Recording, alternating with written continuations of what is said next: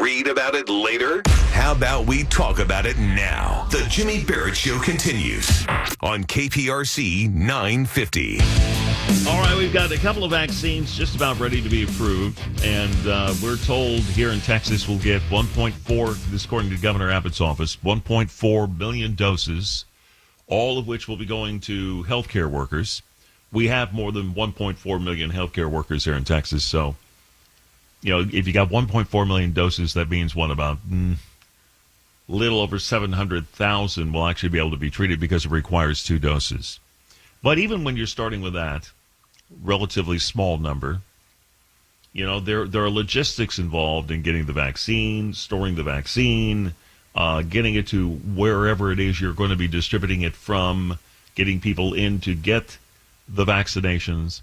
And, you know, we've talked for decades about our broken healthcare system. Is this something that could eventually overwhelm our healthcare system, I wonder? Dave Johnson joins us. He's written several books. Market versus Medicine, America's Epic Fight for Better Affordable Health Care, and the Customer Revolution in Healthcare, delivering kinder, smarter, affordable care for all. We welcome him to AM 950 KPRC. Do you have concerns about how this is going to end up getting distributed and whether or not there's going to be some issues with it? Well, I do have some concerns. And first of all, Jimmy, thank you for inviting me on your show. As you mentioned, the logistics involved with this are remarkably challenging. 2 shots, you've got to track those. You got to get them to the right people. Refrigeration requirements for the Pfizer vaccine, the first one that's going to be available, need to be at minus 70 degrees below 0 centigrade. So that's colder than Antarctica. You need dry ice to do that.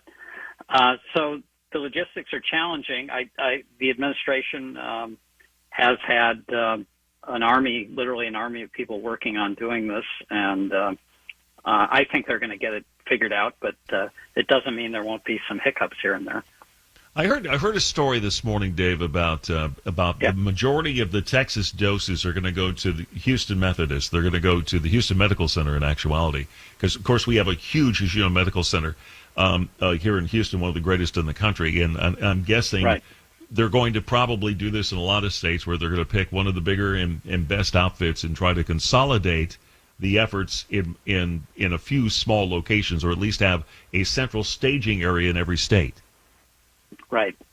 Particularly for the Pfizer vaccines because of the really cold temperatures. The Moderna vaccine, which is right on the heels of the Pfizer vaccine, only needs to be at refrigerator temperatures. So that will go to, I think, more remote places. But overall, I mean, your listeners should know the U.S. has negotiated to acquire 800 million doses from various manufacturers that are going through the process right now. So it's going to start first and foremost with frontline healthcare workers, but it will fill in pretty quickly as these other vaccines demonstrate their efficacy and then come to market. They're already all manufacturing. So, the scope of this initiative to get vaccines worldwide, COVID-19 vaccines worldwide, is almost unprecedented in human history, how quickly it's come together, how massive the distribution is, and the logistics involved. But, when people get organized, they can achieve great things.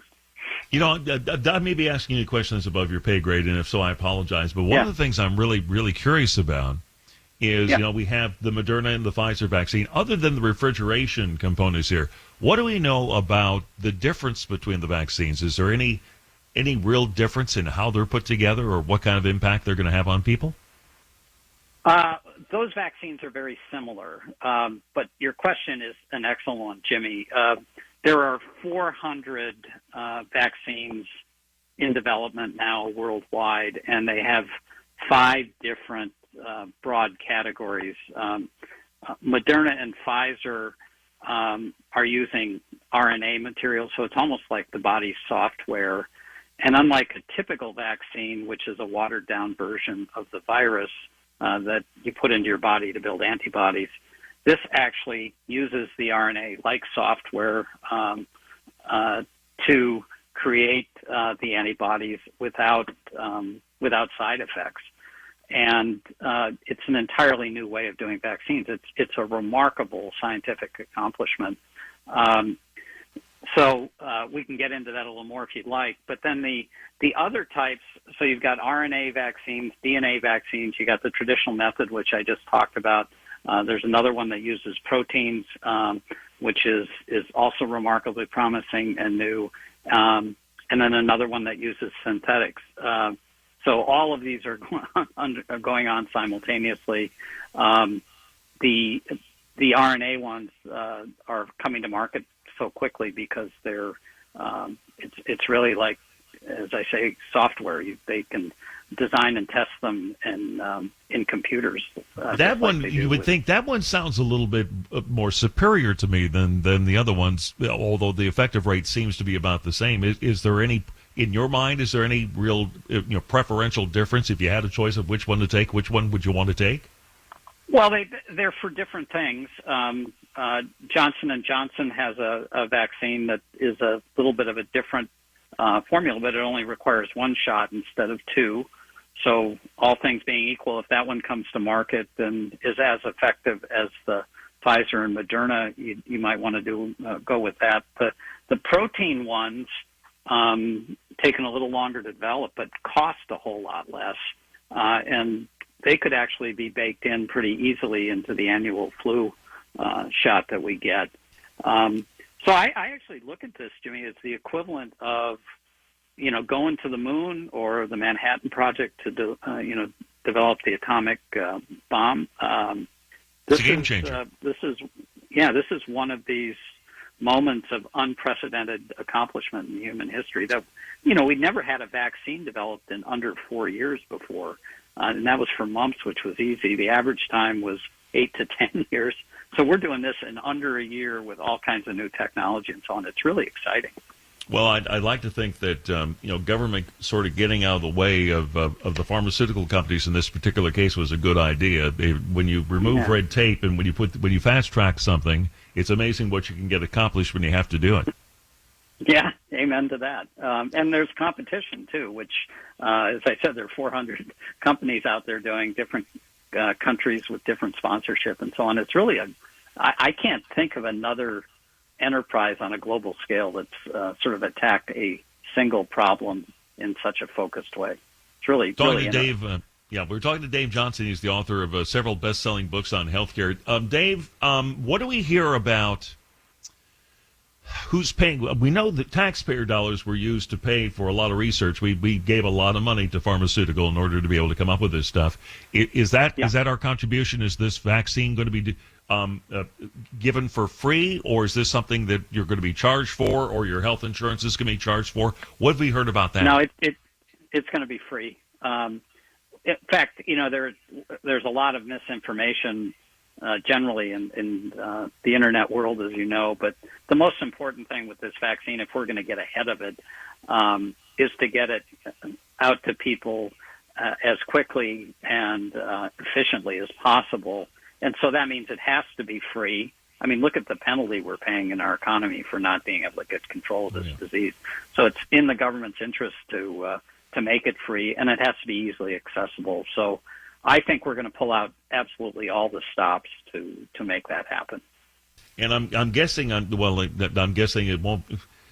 What's going to be curious to me is where will you go to get the vaccine when the vaccine is available to you? Are you going to your doctor's office? Are you going to, like you would donate blood going to a regional center, not the American Red Cross, obviously, but a regional center? Will we deploy other healthcare professionals, dentists, opticians, other types of medical professionals in order to be able to get it dispersed more quickly or so people can be seen? It's not a long process to get a shot, certainly. I'm just kind of wondering how all this is going to work. Right. Well, I think it's any and all above. Your first observation about centralizing in the Texas Medical Center for the Pfizer vaccine, I think that's right. But then as more and more of these vaccines become available, we get better track record of how they're performing. I think the distribution modalities will expand almost geometrically. Oregon has had a program looking at dentists looking and training dentists and giving the vaccine. So I think ultimately, the easier we can make it for people, so the vaccine goes to you, not you having to go to the vaccine, the better we'll get the herd immunity we're all looking for, and the better we can kind of allow our economic and social lives to snap back to where they were, before March of this year. You write a lot about healthcare, warts and all. As you know, there's always a percentage of the population that is fearful of taking a shot, of taking a vaccine of any particular type. What is, on the scale of 1 to 10, what is your confidence level in this vaccine?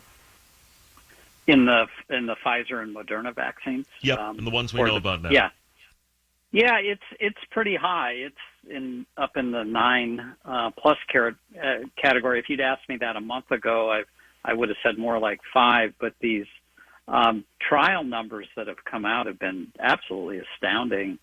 Over 30,000 in each trial, so 60,000 combined, with a 95% success rate. So that means 95% of the people vaccinated aren't getting COVID. 5% still are, but they're getting a lesser virulent strain of COVID-19. And there have been very minimal side effects. And I think it's due to this new way of manufacturing the vaccine, the RNA version that I talked about that's driving that. So everybody I know that I've talked to in terms of immunologists and so on that are far more knowledgeable than I am are saying they're first in line for the vaccine when it becomes available. All right, sir. Thanks for filling us in on that, and thanks for adding a little confidence. I feel certainly more confident about it after listening to you. Dave Johnson, joining us here on AM 950 KPRC, best-selling author of a whole variety of different publications on healthcare, including The Customer Revolution on Healthcare and Market versus Medicine, America's Epic Fight for Better Affordable Healthcare. Check him out.